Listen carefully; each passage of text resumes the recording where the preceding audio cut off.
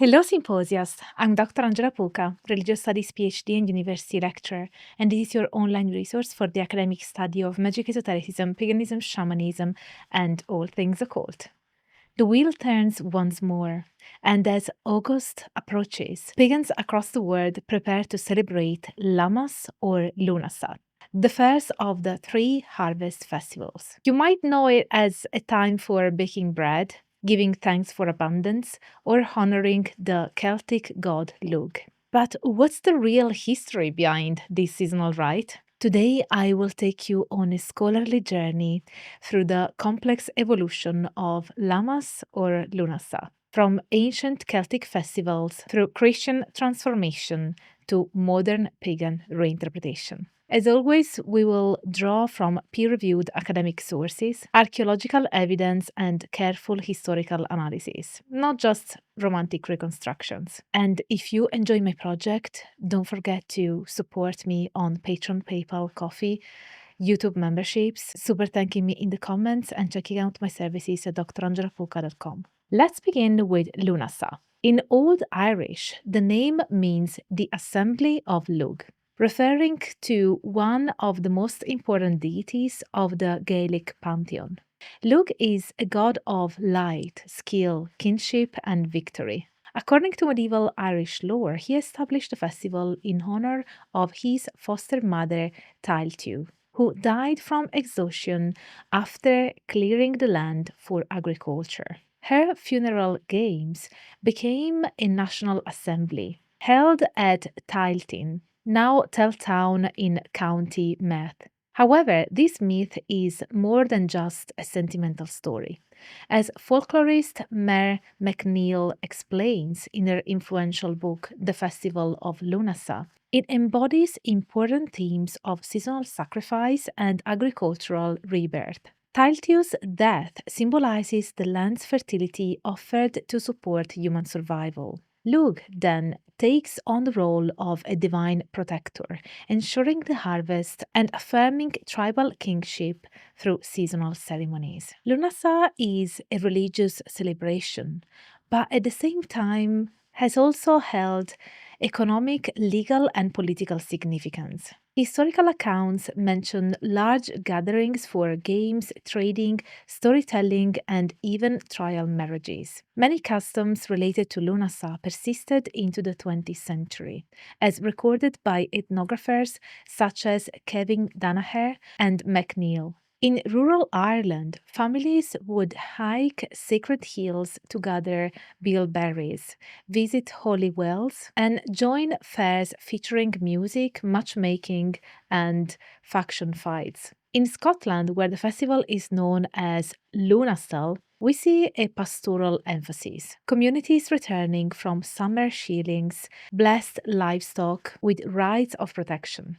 Rowan crosses were hung over doors, and milk from the morning's milking was used to make removal cheese for good fortune. In Wales, the festival of August, or Calan Ast, became the Shepherd's Feast, a continuation of hilltop gatherings woven into Christian pilgrimage traditions. Now you might wonder, where does Lammas come in? By the 10th century in Anglo-Saxon England, the 1st of August had become Hell Messe, or Loaf Mass. It marked the blessing of the first loaves made from the new wet harvest. The Anglo-Saxon Chronicle refers to it as the Feast of First Fruits. But this was no simple Christian takeover of a pagan rite.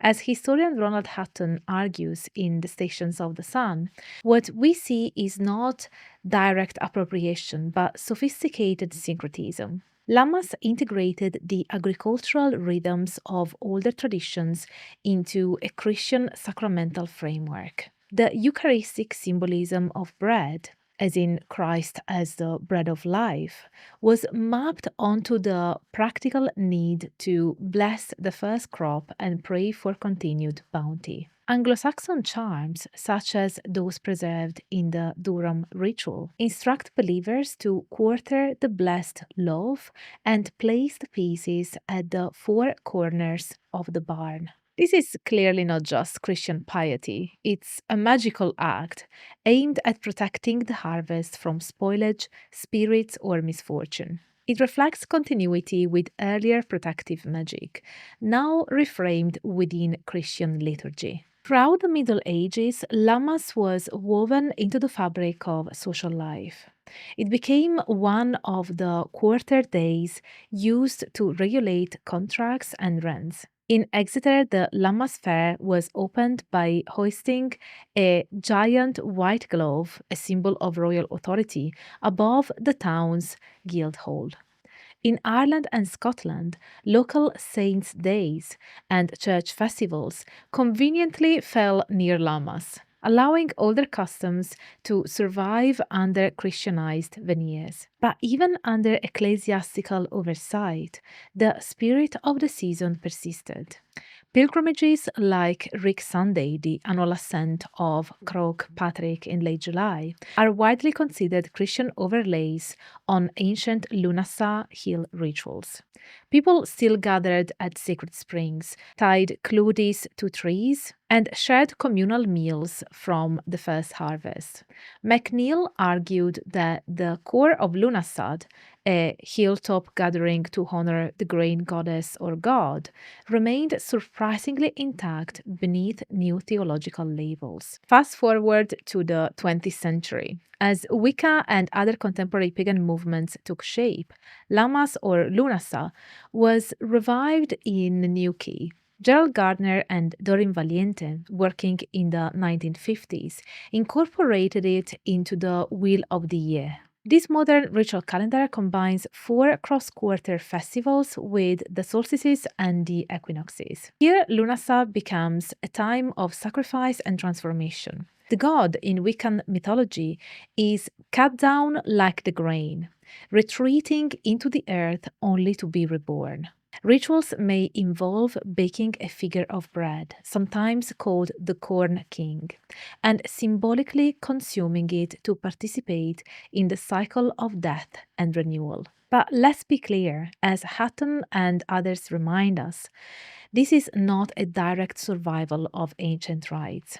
The modern eightfold festival cycle is a construction inspired by fragments of folklore but systematized in the way that we know it in the modern period. It serves spiritual and aesthetic needs of contemporary practitioners, but should not be mistaken for a seamless historical continuation. So, how should contemporary pagans relate to Lughnasadh? Many now embrace the idea of invented tradition, a concept developed by historians Eric Hobsbawm and Terence Ranger. This framework recognizes that rituals can be newly created or reassembled, yet still carry deep meaning. What matters is not ancient lineage, but contemporary resonance.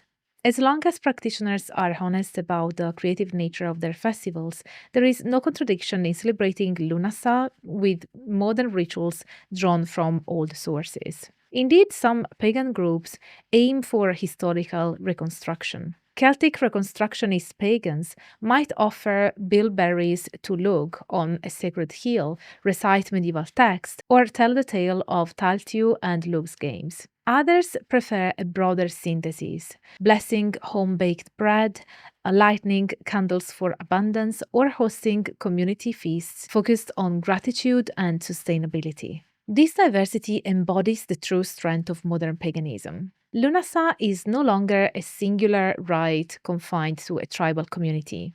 Instead, it has become a communal seasonal milestone, a time to pause, reflect, and celebrate what we have gathered, whether literally or metaphorically. We find ourselves today far from the hilltops of Tailtin or the medieval barns of Wessex. Yet the same themes echo: sacrifice and abundance, the land's gift, and our shared dependence. Whether you honor Lugh with games, break a lammas loaf in sacred circle, or simply bake bread and offer thanks, you are part of a long, complex, and meaningful tradition. So this Lughnasadh, may you taste the first fruits with gratitude. May your harvest of crops, of hopes, of hard-won insight be rich. And may we all remember, the festival lives not just in history, but in every shared meal, every hill climbed, every love broken in joy. Happy Lammas or Lughnasadh to everybody, and thank you for watching. If you watched until this point, leave me a bread emoji if you have it, or just type bread in the comment section. And if you like my project of delivering free academic scholarship on all things esoteric and pagan here on YouTube and social media, please consider supporting my work on PayPal, Patreon, joining my fantastic Patreon community. We have a Discord server, monthly lectures, a book club. You can also have one-to-one conversations with me. So there's really lots in my inner Symposium community, and I'm super proud of my patrons. So I really hope that you can join or support me on PayPal, YouTube memberships, checking out my services at drangelapucca.com. Or you can also take one of my courses. I have a course on the left-hand path and a course on Italian witchcraft. So you might want to check those out as well. And thank you very much for considering, because you are the reason why this free public education exists. And otherwise, there are also 3 ways to support me. The first one is that, and that is if you enjoyed this video, please smash the like button, subscribe to the channel if you haven't already, and activate the notification bell so that you will not miss new uploads from me. Also, please share my video and any of my videos around so the Symposium can grow, and leave me a comment so that I know what you thought about this video, and what are you gonna do for Lughnasadh if you're gonna celebrate it, and what does it mean to you? I really want to know. I don't always get the time to reply to all the comments, but you can rest assured that I read them all. So please let me know in the comments. Thank you so much for being here, and I really hope that you stay tuned for all the academic fun. Bye for now. Today we hold